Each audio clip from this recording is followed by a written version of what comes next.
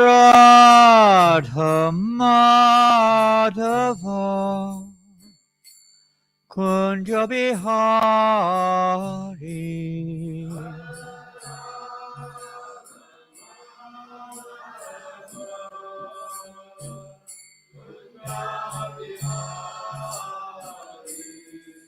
Hare Krishna Hare Krishna Krishna Krishna Hare Hare Hare Rama Hare Rama Rama Rama Hare Hare Krishna Hare Krishna Krishna Krishna Hare Hare Bolo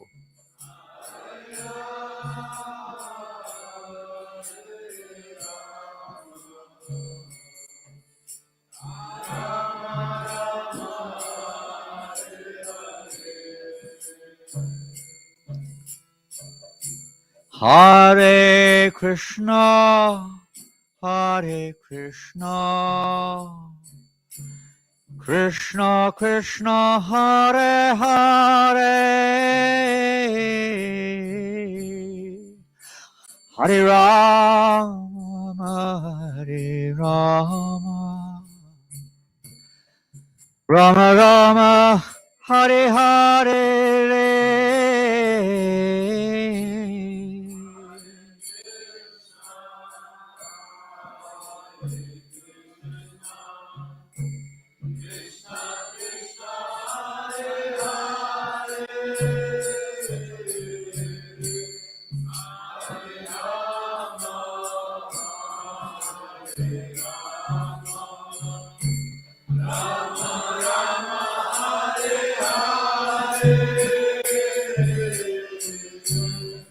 Hare Krishna Hare Krishna Krishna Krishna Hare Hare Hare Rama Hare Rama Rama Rama Hare Hare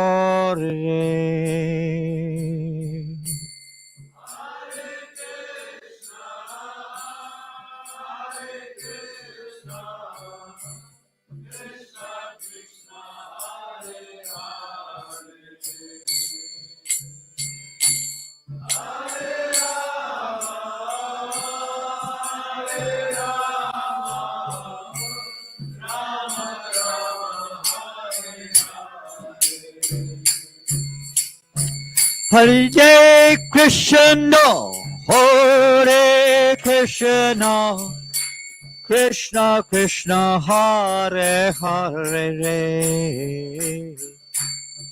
Hare Rama, Hare Rama, Rama Rama, Hare Hare.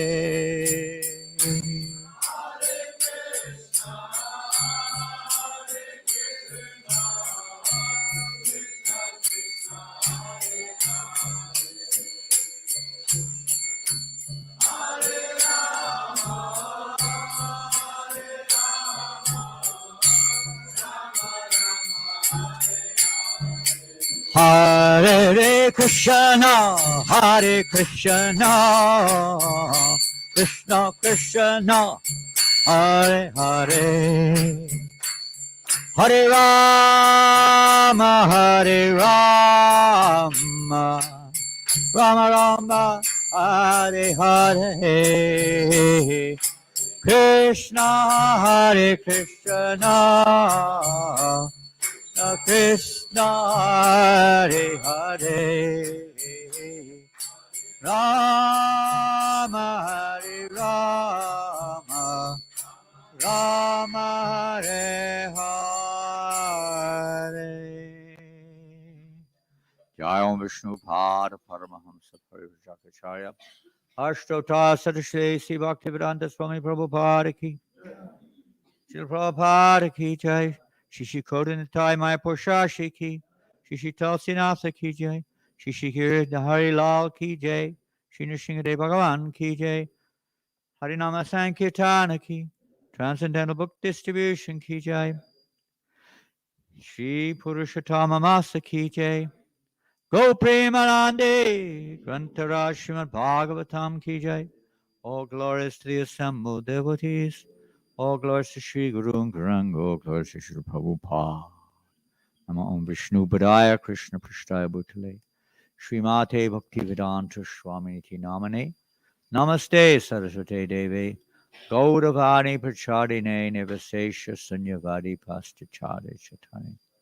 Om Jnana Timrandasya Gananjana Shalakaya Chakshurmilitam Yena Tasmai Shri Gurave Namaha Shri Chaitanya Manobhistam Sapitam Yena Bhutale Shvayam Rupa Gadamayam Dadati Swapadantikam Om Namo Bhagavate Vasudevaya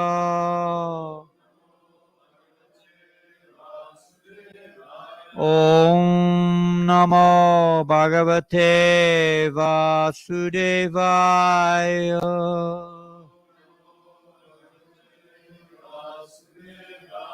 Om Namo Bhagavate Vasudevaya.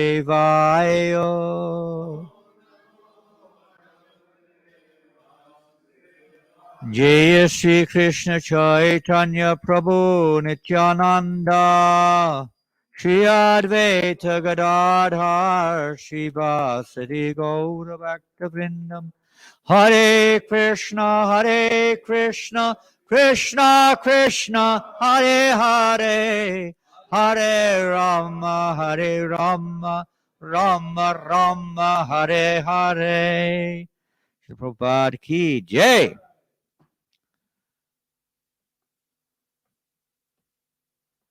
Today we're reading from Srimad Bhagavatam, Canto 7, Chapter 1, Text 38 onwards. On the board, the verse is a little long. I think 38 is on the board. Is that correct? Yes or no? Yes? Okay. Ashapan kupita evang yuvam vasang nachahataha Vajastamo bhyang rahite Padamule madudvishaha Papishtamasuring yoning Balishoyatam ashvataha Ashapan kupita evang Yuvang vashang nacharhateha Vajastamo bhyang rahite Padamole madudvisaha Papishtamasuring yoning Balishoyatamashvataha Ashapan kupita evang Yuvang vasang nacharhataha Vajastamo bhyang rahite Padamule madudvisaha Papishtam asuring yoning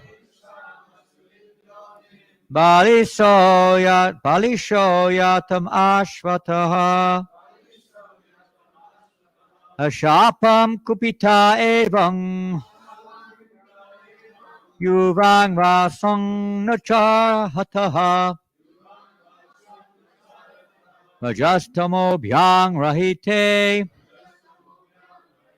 Padamole Madhudvishaha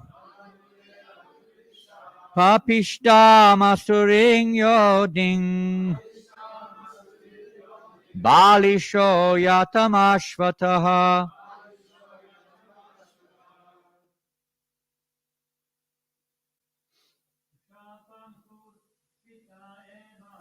Yashapam Kupita Evang Yuvang Vasang Nachar Hataha Vajastamo Bhyang Rahite Padamule Madhudvishaha Papishta Masuring Yoning Balisho Yatamashvataha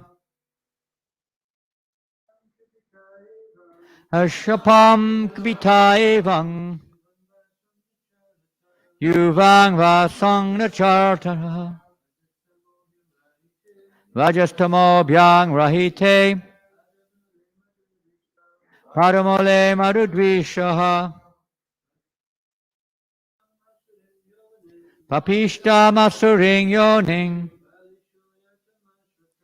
Balisho Yatamashvataha. Ladies. Any ladies? Ashapam Kupita Evang Yuvang Vasang Nachahataha Rajastamo Bhyang Rahite Dhammamamukita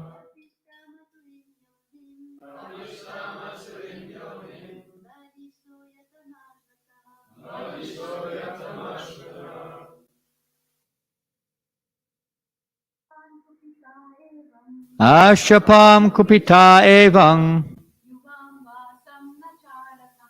Yuvang Vasam Nacharhataha Vajastamo Bhyang Rahite Padamule Madhudvishaha Papishtam Asurim Yoning Balisho Yatamashvataha. Ashapun, cursed. Pitaha, being full of anger.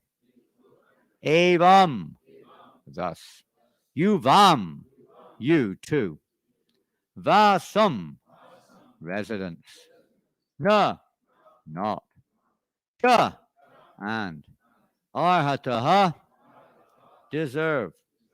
Rajaha Tamobiam, from passion and ignorance. Rahite, free. Padamule, at the lotus feet. Madhudvishaha, of Vishnu, the slayer of the Madhu demon. Papishtam, most sinful. Asurim, demoniac. Yonim, to a womb. Balishal, O you two fools. Yatam, go. Ashu, quickly hereafter. Ataha, therefore. Translation. In this section, we have a lovely example of loving exchanges between devotees. The whole section deals with this subject matter in a very nice, palatable way. Thus checked by the doorkeepers Jai and Vijay, Sunandana and the other great sages very angrily cursed them. We have to learn from the Bhagavatam how to deal with people who get in our way. Is this correct? We have to curse them. You two foolish doorkeepers, they said, being agitated by the material qualities of passion and ignorance, you are unfit to live at the shelter of Madhudvisha's lotus feet, which are free from such modes. It would be better for you to go immediately to the material world and take your birth in a family of most sinful Asuras. Very nice.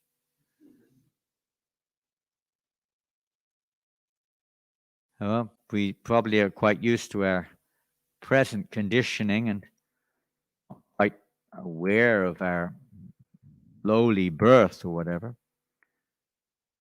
because we don't have much experience of otherwise. You get used to anything. Maya makes even hell seem to be tolerable or okay. It's not too bad. Not too bad. But compared to Vaikuntha, we can hardly imagine. We just can't imagine. You might think it sounds very boring up there. What they do, stand there all day long at the door? Pretty boring, huh? I mean, you can't blame them. A bit of variety, right? Usually it's like welcome in. But here they say, no, you two boys, you're just little baby boys. Of course, in one sense, it's a very interesting pastime because in one sense, they're not really qualified to enter in. They're not practicing pure bhakti. They're jnanis. Yeah? They're on the path of jnana yoga. They're learned sages. They're pretty much the manifestation of the Lord's potency of knowledge. They know just what, but they're not engaged in pure devotional service. They're more inclined towards, jnana knowledge. So in one sense, we understand that without pure devotion, how can you enter into the kingdom of God? Nonetheless, they are special representatives of the Lord. And on top of that, the Lord is teaching how dear the Brahmins are to him. We all know that verse. Well, we don't all know, but most of you know. Isn't it? Namo Brahmanya Devaya Jagaditaya Krishnaya. The Lord explains that no one is more dear to him practically than the Brahmins and the cows. They're so dear to him. So he's also explaining this point about the importance of respect to genuine Brahmanas. On the other side, well, you may not be totally surprised that they become a little angry and curse the gatekeepers because, well, they are on the path of Gyan.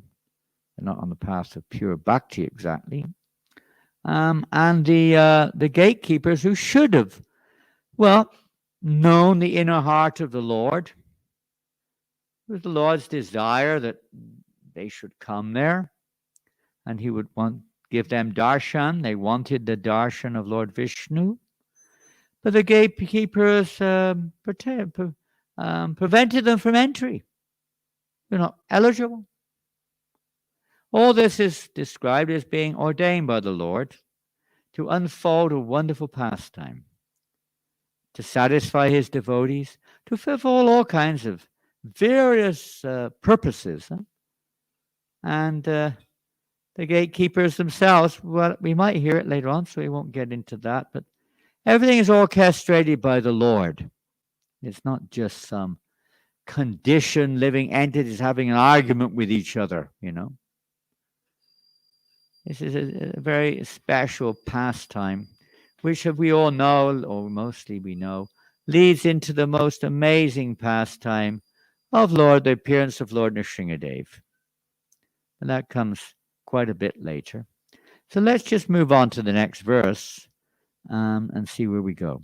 While Jai and Vijay, thus cursed by the sages, were falling to the material world, they were addressed as follows by the same sages who were very kind to them. Interesting. Listen carefully. O doorkeepers, after 3 births you will be able to return to your positions in Vaikuntha, for then the duration of the curse will have ended.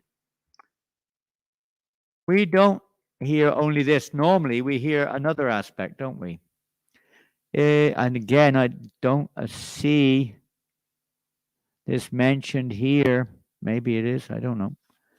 But I don't see it. But it's understood that the Lord then, of course, appeared on the scene and intervened, and not intervened exactly, but appeared on the scene. It was becoming quite a tense situation. You ever seen that between devotees sometimes? It gets quite tense. Somebody does something, the other one becomes really irritated, and it just boils up. And someone else has to come in, just calm down a little bit. Let's try to see how we can sort this out. So the Lord came and just pacified the situation, and basically apologized to the 4 Kamars that they're my representatives. I take the responsibility, blah, blah, like that. And then said, well, I can't retract the curse of the 4 of the sages, so I will give you a choice. Isn't it? This is what we usually hear, isn't it? It doesn't seem to be mentioned, and maybe it is. I can't read all the verses ahead, but I don't see it mentioned there. So what was the choice?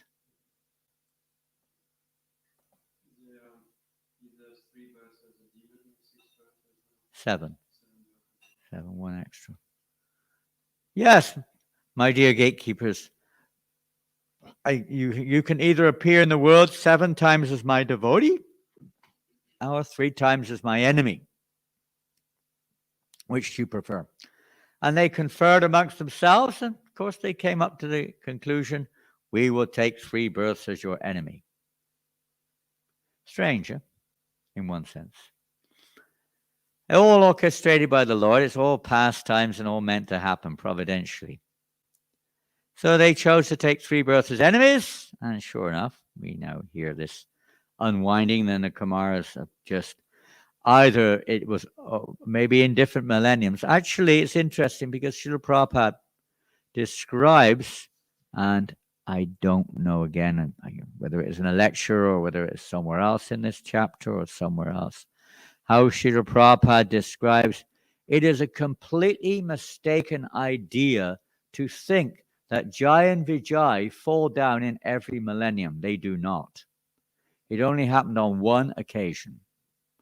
Prabhupada then goes on to say, in other millenniums, they are actually demons who oppose the Lord. They're not demons. They're great devotees. They're eternal. They're not just conditioned souls who rose to the liberated platform by following in the footsteps of the Lord's eternal associates. They are the Lord's eternal associates. But they play different roles. We see this in many, many pastimes of the Lord, that apparently demons, we may feel like cursing. How many of you like Duryodhana, for instance? Anyone here a devotee of Duryodhana? We know about Ravana and Hiranyakashipu and Shishupal and this and that. But what about Duryodhana? He seems quite prominent demon, doesn't he? Yes or no? Seems quite prominent, at least in the Mahabharata he's very prominent, isn't it? Okay, he didn't directly get killed by Krishna. He had some interactions with Krishna, no doubt. But he was a bit of a demon. Worse in a sense, because he was against the Lord's devotees. They all were. But he wasn't, some of them were really against Vishnu. But he was really envious of the Pandavas. Quite demoniac, to say the least. But again, Prabhupada explains. One time, Harisori Prabhupada asked Srila Prabhupada, one thing I don't understand, something like this, he said. Why is it that Balaram always seems to side with Duryodhana? Have you noticed that? I don't know always, but regularly. Huh? Whether it is in the kidnapping of Subhadra or whether it is on the final battle at Kurukshetra, Balaram seemed to have a lot of affection for Duryodhana. It's weird, huh? Lord's personal expansion, Adi Guru. And Prabhupada answered very simply. He said, the reason is that Duryodhana is the eternal servant of Lord Balaram. He's his eternal servant. He's taking a role in the pastime. As we were discussing yesterday, drama. They're taking roles. Now, you can't put that label on everyone and everything. But when the Shastras describe these things, then we can understand some. The Lord makes these arrangements with his confidential associates to perform very special pastimes. This happens again and again. How they expand. It doesn't, again, the same thing. It's not like that confidential associate of Lord Balaram disappears from the spiritual realm. And where's he gone? Oh, he's gone. He blooped. He blooped. He's gone to the material world. Yes, you could say he's gone to the material world, but he's also in the spiritual world, and he's playing a part in the material world for the Lord's pastimes. You see the same thing. Sometimes we hear, who was it? Was it Drona and what was the name? It was Drona and what was his wife's name? Huh? Louder, please. No. In who became a Yasoda and Nanda Maharaj? Huh? Was it there was Prishni and Sutapa and Drona and what was the Dara. Thank you.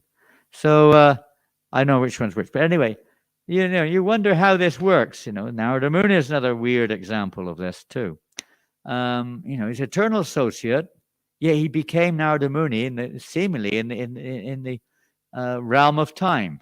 It's, of course, everything's inconceivable in one sense, but it's a little bit bewildering. So how did they become Nanda and Yasoda? Wait a minute. Nanda and Yasoda are the eternal mom and dad of Lord Krishna. Even in the spiritual realm, it's not just when he appears in this world. But we do see that same eternal associates of Lord Krishna, when Krishna expands in other forms, when the need is there, that same Nanda and Yasoda expand to be the parents of the Lord in his various forms. Or maybe the other aspect, the more reverential aspect of the expansion of Nanda and Yasoda, Devaki and Vasudeva, expand in that mood. But it's the same basic principle of Vatsalya Bhav expanding. So how is it that Dara and Drona, became, if it was Krishna and Sutapa, whichever way around it is, they became Nanda and Yasoda? How is that? Well, it's explained. I don't know if it's explained in the purports later on in the Bhagavatam in the 10th canto or not, but Vishwanath Chakravarti Thakur explains that they're nothing but an expansion. Drona and Dara simply an expansion of Nanda and Yasoda. And when Nanda and Yasoda actually appear, they enter into their bodies. They enter back into their form, you could say, of Nanda and Yasoda, that's all. They expand to perform that pastime to show those who are on Vatsalya Bhav how you can attain that particular level of devotion purely. Anyway, many, many similar examples are there. Are the expansions of the Lord's eternal associates into this world, playing a seemingly conditioned role, either as devotees or as demons, in this case, Jai and Vijay, but playing a role to show, to teach lessons. Many lessons can be learned from this particular pastime, of course. Don't go around cursing people, even if you do have a Brahmin thread. Be careful. But anyway, in Kali Yuga, it's not so potent. But the curse of great sages is what? You can't draw it back. What's that word? Can't call it back. Irretractable. Thank you. So on that point, today is the first day of Purushottam Mass. It's perhaps something we never really think about very much. Some of you do. Doesn't mean much to most devotees as far as I know. I mean, many devotees, it means a lot. Perhaps more now than before we think about it. Kartik has become very, again confirmed, Kartik has become very popular. The month of Kartik. It's become, I'm not saying very popular, it's always popular, but I mean, it's become very popular within ISKCON. Most devotees, they kind of do something special during the month of Kartik. Is that still the case? I don't know if you do it here, you don't have to, but especially in India they do. I mean, Vrindavan, many devotees now, we never used to. Now thousands and thousands of ISKCON devotees go to Vrindavan for Kartik, or now Mayapur because it's too crowded in Vrindavan, but they go to India during Kartik. Thousands, tens of thousands, hundreds of thousands practically, if you count all the congregation. You can't move. Practically speaking, you cannot get in the temple. It's just packed. Thousands. So many people go. It's a very auspicious month, the month of Kartik. The month of Radharani, month of Damodar. Very special month. and considered to be very, very beneficial for devotional services. Is that right? We generally understand that. There are many other things you could say about that special month. But what is this Purushottam Mass? What is special about this? Well, some of you know the history, but the history in brief is just as we mentioned right at the beginning, that to bring the calendar year into line with the seasons and so on, this extra month appeared. Don't ask about history. This doesn't come into it when we talk on this level. But it appeared anyway, out of somewhere. Providentially appeared, it says. And it wasn't very welcome. So who's this guy suddenly appeared on the block? Don't like the look of him or her in this case. What are you doing here? You don't belong here.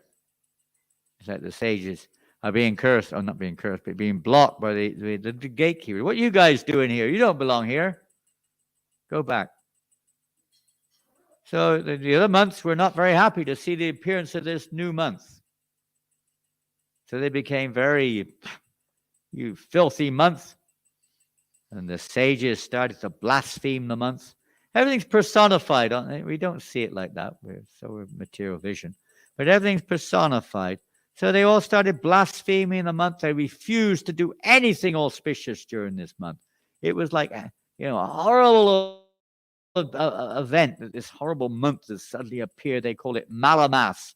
That means stool month. You are worse than stool. Get out of here. Go away. We don't want you.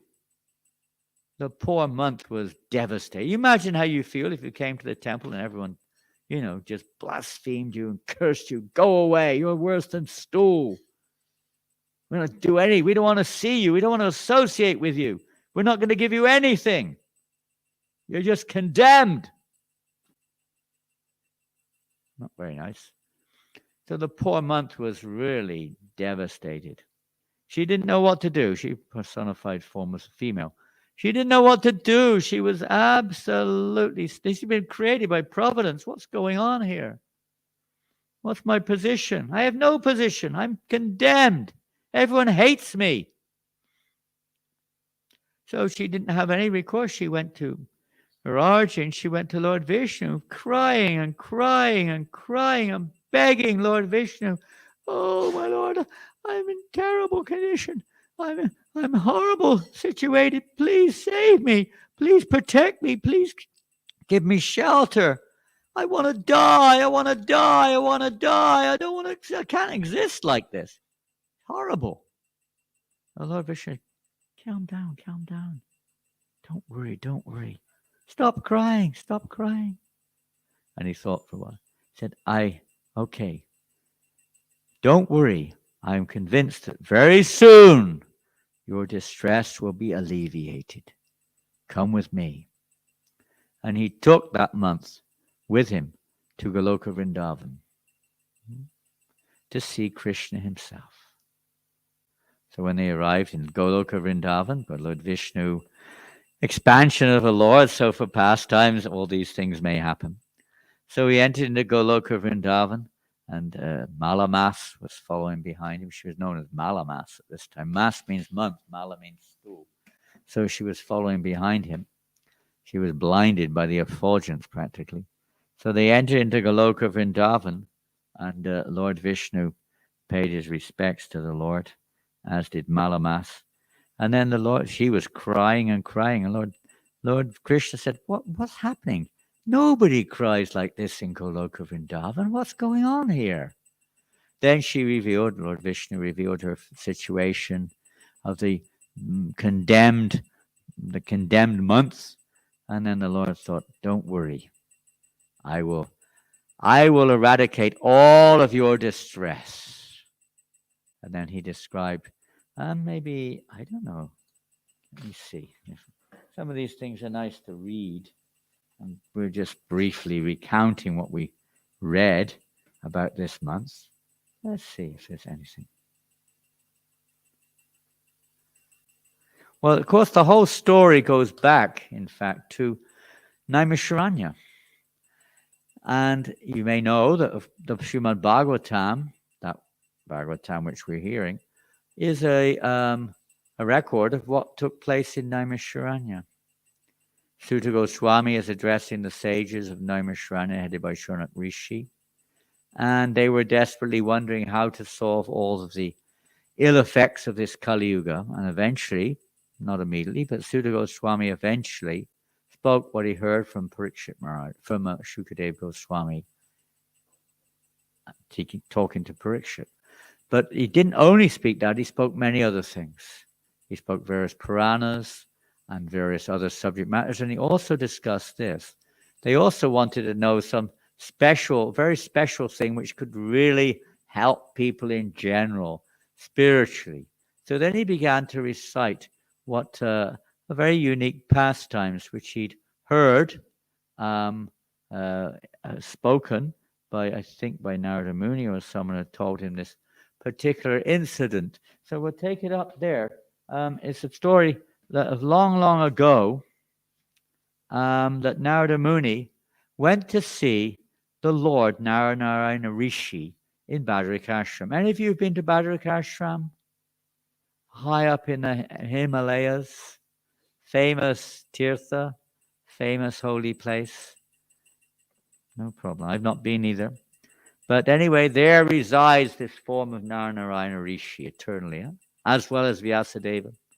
So he went up there and he said, O Lord of the demigods, O ocean of mercy, O master of creation, you are all truthful, essence of truth. I offer my obeisances unto you, O Lord.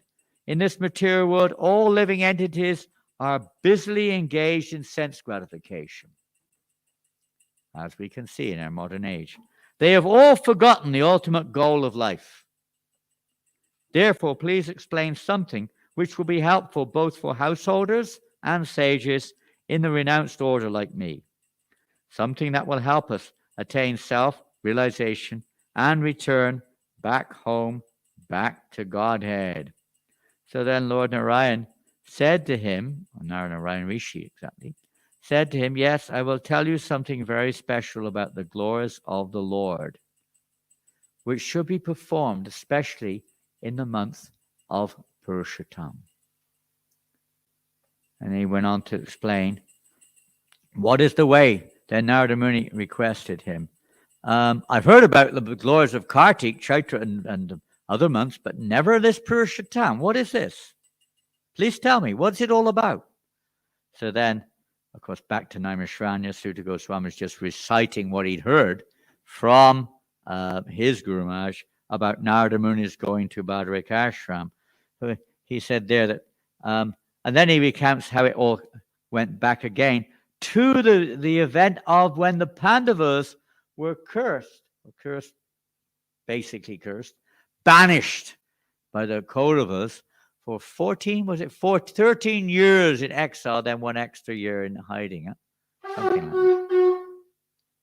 And during that period of time, he explains how Krishna, the Pandavas with their wife Draupadi were in exile, and they were residing in Kamyavam. Where's Kamyavam?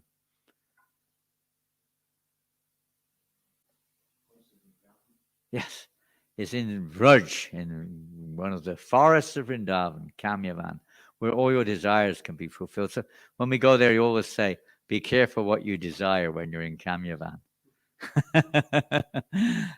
You might end up where you don't want to be. Or maybe you do want to be, but be careful. So they were residing in Kamyavan, and they were basically suffering.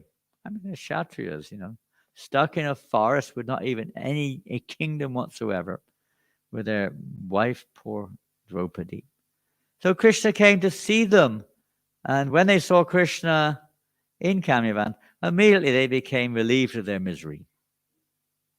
It's the nature of remembering Krishna or associating with Krishna. So once they were there, then Krishna, seeing their pitiful condition, became quite angry. He wanted to, smash Duryodhana immediately. This rascal has cursed you. Or, let's see, banished you like this. But he held back, and then he started to explain Then he started to talk about something very special. He talked about the month of Purushottam.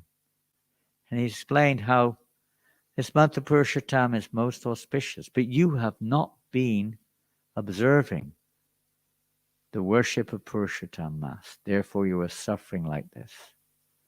Very soon, the month of Purushottam Mass will begin.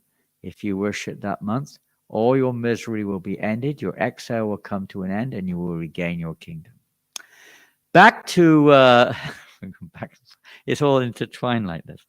And back to, we could say, Goloka Vrindavan. How did Krishna alleviate the distress of Malamas?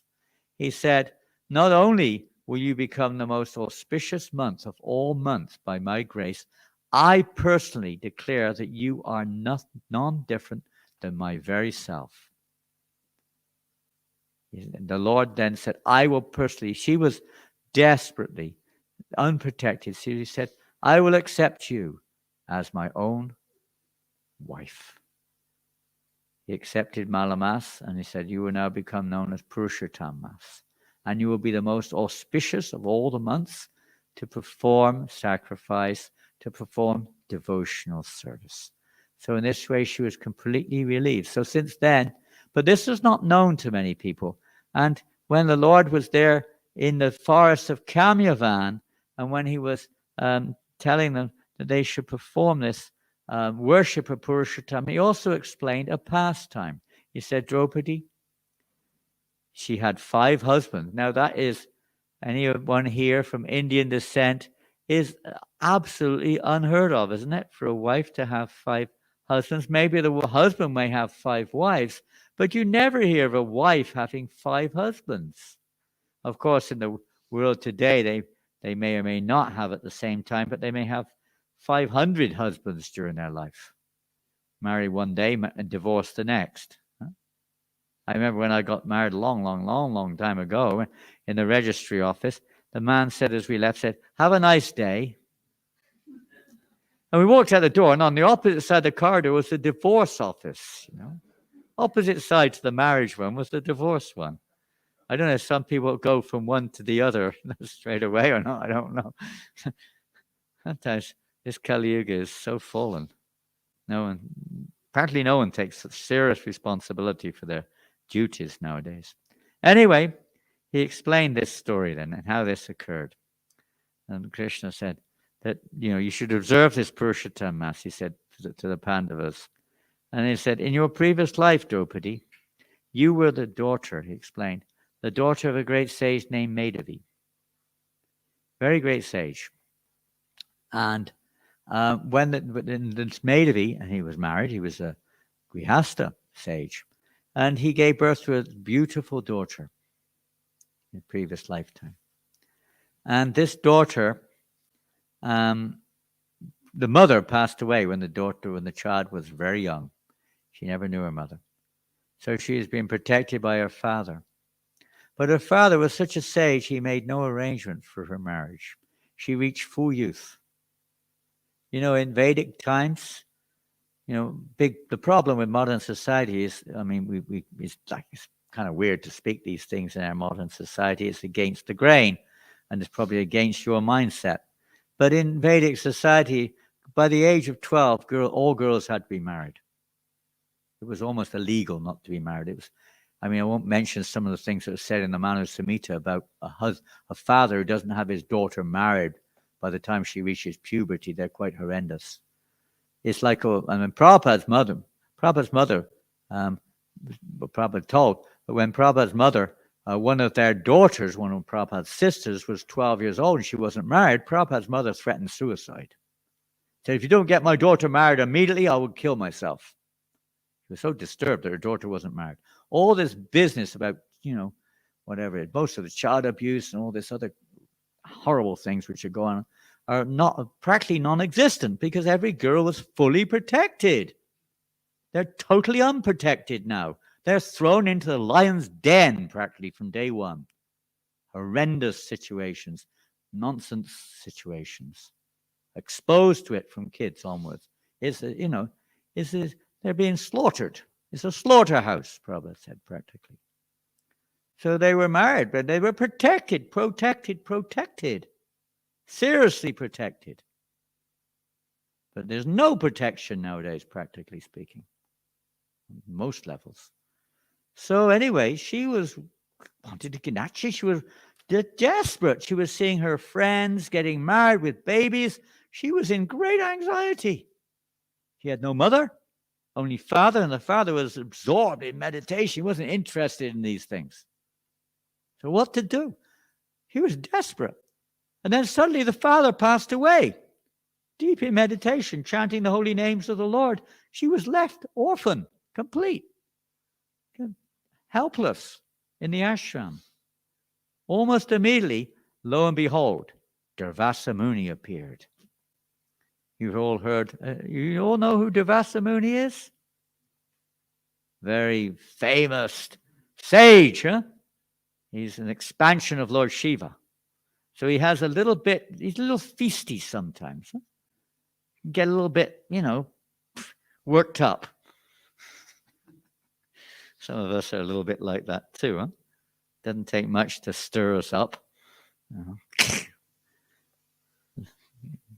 Go into a rage. So he appeared on the scene. And that young girl, she knew who he was. I mean, she was born a Brahmini. She was born in a pious, spiritually advanced family.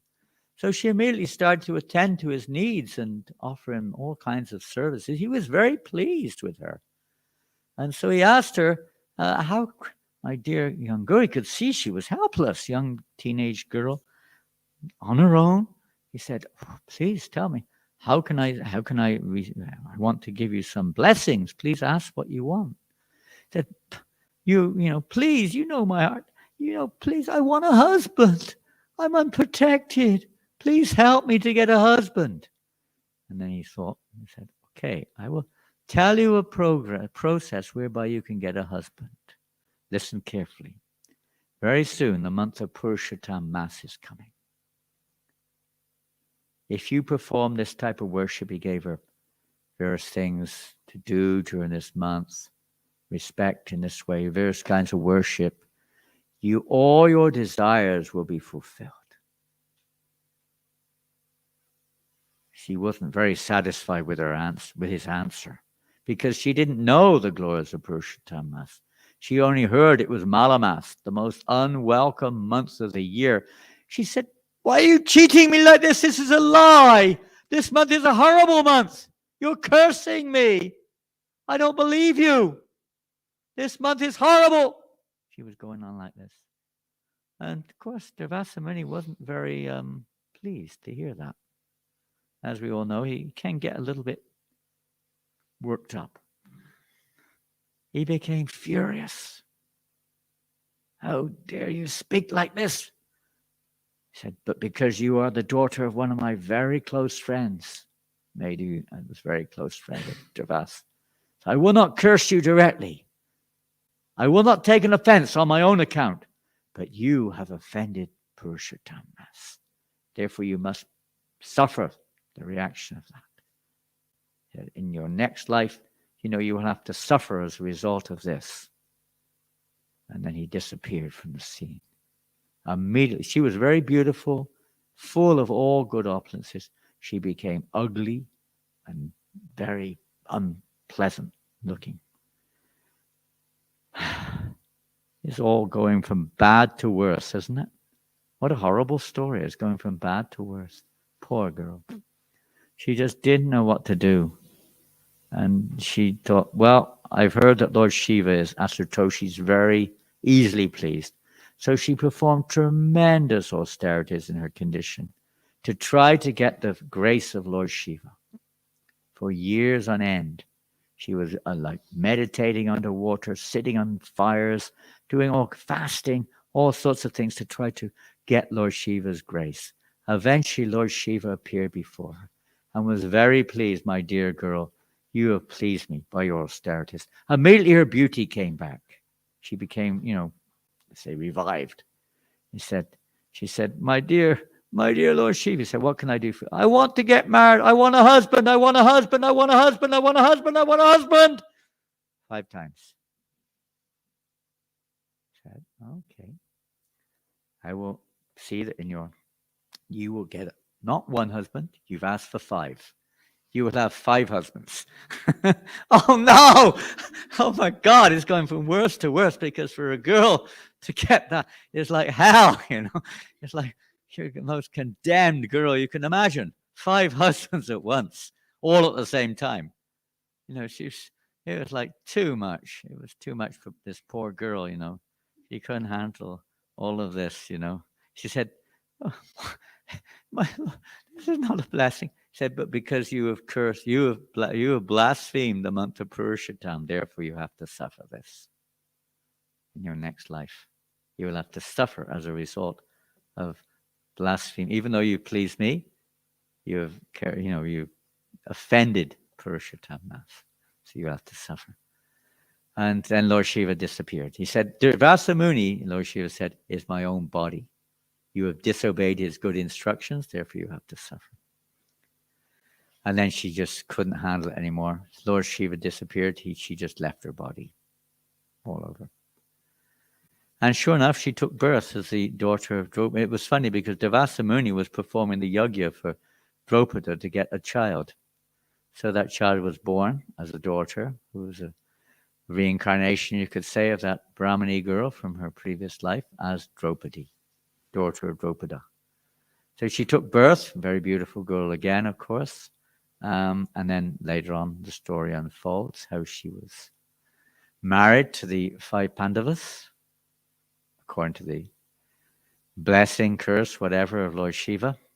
She had 5 husbands, no ordinary husbands and no ordinary marriage, and no ordinary woman either. She was very special. Again, these personalities are not ordinary living entities. They're playing parts. So she then was married to the 5 Pandavas, and we all know what happened in the court of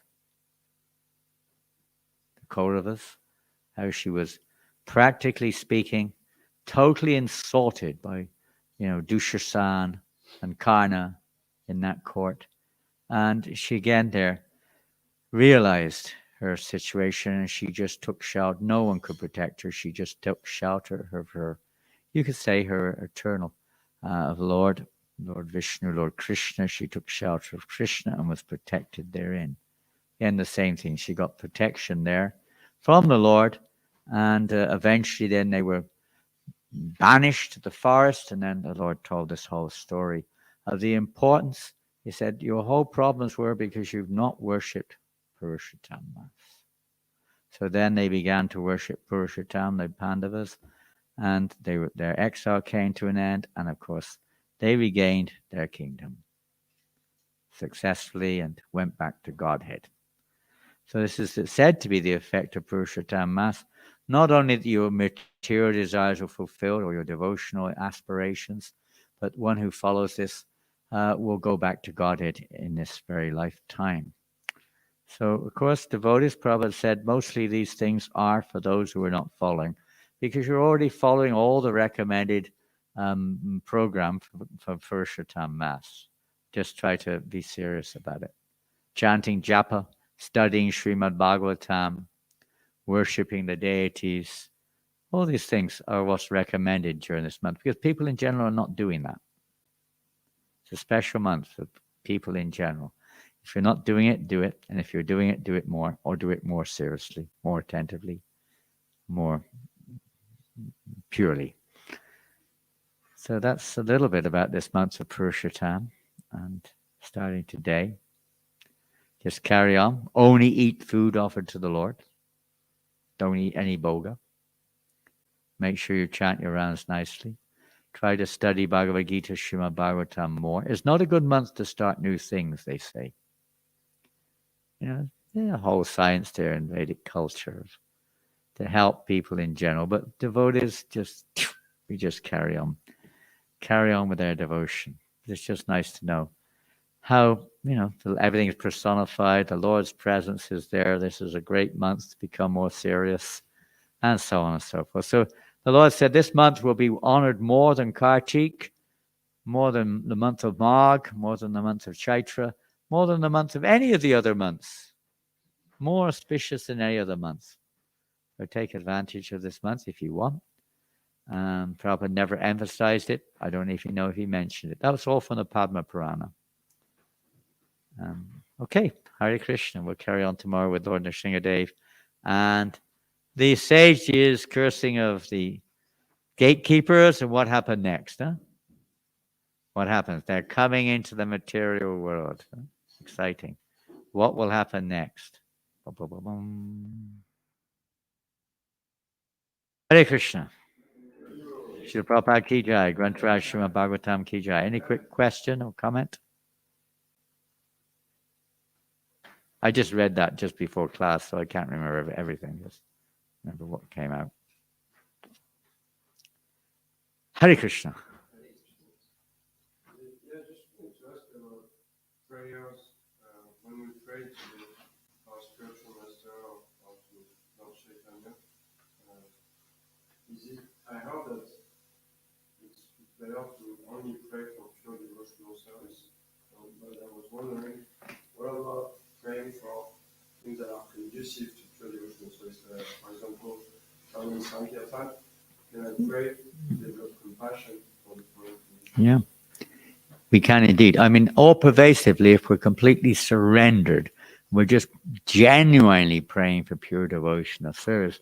I mean, there's no question of a pure devotional service without compassion. I mean, it's one of the primary characteristics of a pure devotee is compassionate. So it's inseparable.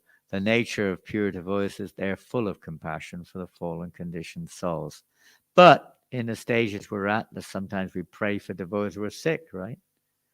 You could say, oh, this is secondary, this is mundane, just Krishna's looking after them. Well, it's true. One time in Jagannath Puri, I think it was Puri, you can read it perhaps in Bhaktisiddhanta Vaibhava somewhere. Bhaktisiddhanta Maharaj is walking with his followers, and there's many beggars. You may have seen, if you've been to Puri, many beggars are there. They're devotees, but mostly devotees sitting there begging. One devotee asked, should we not use all of our money for the service of Vishnu? It's not right to give money to the beggars. And Bhaktisiddhanta Maharaj said, well, in one sense, yes, but the problem being is that, your heart is not yet pure. Your heart will become harder if we don't show even that type of compassion to people. Your heart will become harder. You'll start thinking yourself superior. You'll start looking down on people. Your compassion will not easily awaken in the heart of a conditioned soul. So secondary things are also important. So to develop, because we don't really have, something's there in everyone, but genuine compassion is not there in our hearts. So you may sometimes feel like that you're lacking compassion, you're lacking empathy, you're lacking sincerity, determination, or whatever it is, tolerance. Sometimes you get irritated. I've seen devotees on the street, and then probably myself too, get quite irritated sometimes. I don't mean mentally spaced out, but irritated with people on the street. We had in Oxford one time, one of our devotees got so enthusiastic when the police came along, told him you can't do that here. He didn't agree with them. He said, who are you to tell me I can't do this here? I'm doing the highest work. He said, I don't care what you're doing, mate. You can't do it here.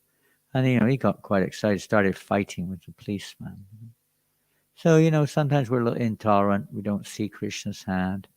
Yes, we may pray for these individual things, but ultimately, the objective is that we come to pure devotional service. When you have a specific service, you may pray for the necessary potency, just we see in the Bhagavatam. Let's take Lord Brahma, for instance. When he was endowed, or when he was given the task of creation, what did he ask for? He also prayed. What did he pray for? He didn't exactly pray for pure devotional service. What did he pray for? He had a task to perform. He had to create the universe. Pretty big task. What did he pray for? Yeah. He prayed, whatever pride is there, please, in the course of my service, that I'm not affected by pride. Easy to get affected by pride. And even on Sankirtan, you can get affected by pride. And you all know what happens when you get proud. I bet there's not a Sankirtan devotee in this room who hasn't experienced that. You're doing well, all of a sudden you're having a good run. 10 Bhagavad Gitas in 30 minutes or something. I don't know what books you're doing, I don't know. And you feel on top of the world, right? You feel like this is my day. It is my day.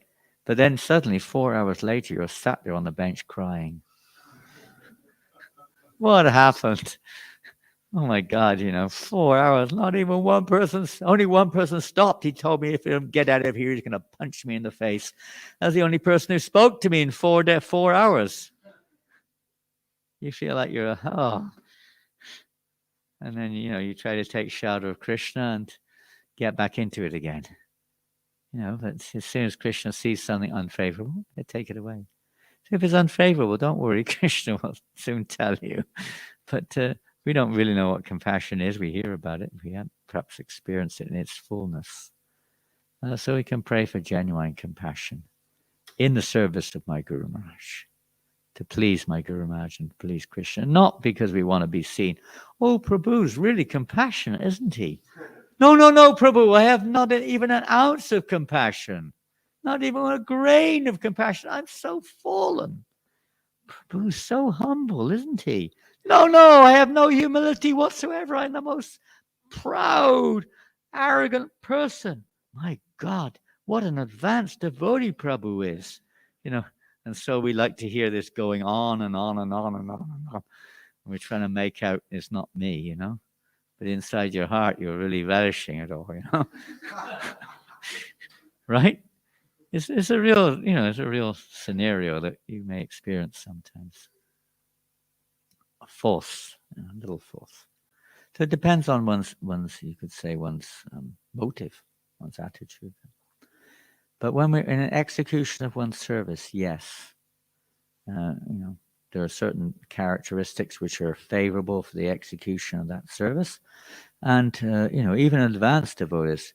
I mean, Srila Prabhupada would pray something. One time he was praying to Radharani, please protect me that I not fall into Maya. I mean, it's kind of not exactly direct devotional service. The Prabhupada was praying like that. Because, it's so easy to fall into Maya. So easy. So even the pure devotees teach us how to pray. You see Prahlad Maharaj prayers also. There are so many prayers that you can see. So depending on what level of advancement we're on and so on and so forth, different prayers may be more appropriate. But in the execution of our service, we want to do our service nicely. We want to do it with a nice attitude. We want to do it pleasingly. The results, whatever Krishna arranges, of course, is nice. We may like to offer nice results to a spiritual master and see more conditioned souls getting the mercy. But ultimately, it's really is the attitude to please Krishna that we want to cultivate and develop. That's pure devotion. It's the path of pure devotion. There's no harm, nothing wrong with praying for positively. Not that we pray, my dear Lord, may I defeat all the other devotees on Sankirtan today. And may I be the top book distributor. That's not entirely wrong, but it's not entirely, the right attitude. In the very beginning, like children, they may be like that too. I'm sure we've had feelings, if not prayers like that. I want to be the top book distributor today. I know how. I hope you don't. I mean, when we were really in the heart of book distribution in England was like the late 70s. It was the late 70s. We had 70 or 80 full-time book distributors every day of the year in the UK, at least. That's just not including centers who sent devotees. That was full-time book distributors going all over the country. It was a competition that is max. Sometimes devotees would, to defeat their partners on the Sankirtan, they would do all sorts of things, hide their shoes or they do all sorts of stuff, just to try to hold them up so I could beat them. All kinds of that's not such a good attitude. You can say it's childish play. We like to see others do better. Should be the mood of devotion. And then we become inspired to also do better. If you're on that level of achievement, so to speak. And Prabhupada encouraged it. He encouraged it up to a point, but not up to the point where it becomes rivalry. What to do? Hare Krishna. We pray that that type of mentality does not, because we may have it already, but that may not influence my service. And what we lack, we can pray for that. Compassion, humility, tolerance, pridefulness, respect. Trinad, we pray every day, don't we? Trinadapi sinichena, terrorapi sahishnuna, amanina manadena, kirtaniya sadahari. It's a prayer. Hare Krishna. Hare Krishna contains every, you could say, ingredient of all other prayers, but we're not conscious. We're not so conscious. Sometimes we have to be a little more specific. We're not so conscious when we chant the holy name. We're not so attentive. Maybe a little offensive. All right, Srila Prabhupada, where are you going today? You went there yesterday. You're going again. I thought you went to St. Andrews. You didn't see the saint. Oh. Anyway, if you keep going to Edinburgh, you may be eligible to see St. Andrews eventually. Brahmins, huh? And some of the early sannyasis went to a temple in Vrindavan. And the Brahmins there kind of, we bless you. That in your next lifetime, you may be born as a Brahmin, like us. And you may be able to worship Krishna. They didn't know what to make of it. They asked Prabhupada. Prabhupada said, you should go and say, if you carry on to tell these Brahmins, if you carry on like this, you may be blessed in your next life that you will be born in New York. And you may be fortunate to meet the Sankirtan party and become a devotee on Sankirtan. It's the highest blessing, highest good fortune. Have no doubt about it. To be in Lord Chaitanya's Sankirtan movement in any form, you will have different parts to play, but especially if you happen to be on the front lines, you are most fortunate. Most fortunate. Try to be grateful and try to remember the mercy of Lord Chaitanya Mahaprabhu coming through Nityananda. How fortunate we are to be whatever we may think, whatever we think, but some form of ambassador, a mystery of Lord Chaitanya Mahaprabhu to spread the Sankirtan movement to every town and every village, even St. Andrews. Jai. Srila Prabhupada ki jai. Transcendental Book Distribution ki jai. Purushottam Mas ki jai. Grantaraj Srimad Bhagavatam ki jai. Gaura Premanandi. All glories to the assembled devotees. Hare Krishna. Hare Krishna. Hare Krishna.